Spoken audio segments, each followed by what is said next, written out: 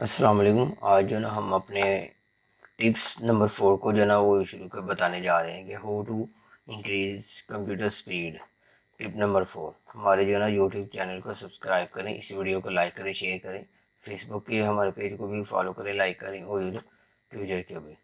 तो सबसे पहले हम देखेंगे हम कंप्यूटर के ऊपर की स्पीड कैसे बढ़ाते हैं और उसके ऊपर जो लोड होता है उसको कैसे ख़त्म करते हैं। तो इस ये कमांड है प्रीफेच, PREFETCH।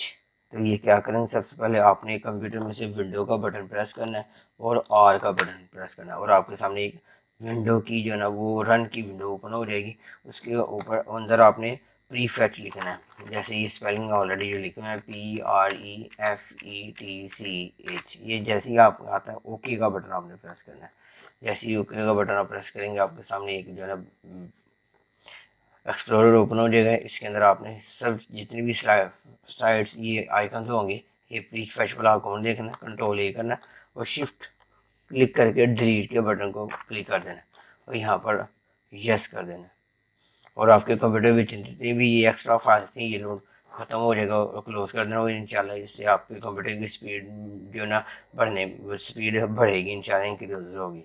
हमारे यूट्यूब के चैनल को सब्सक्राइब करें, इस वीडियो को लाइक करें और फेसबुक और ट्विटर के ऊपर पेज को भी लाइक करें। अल्लाह हाफिज़।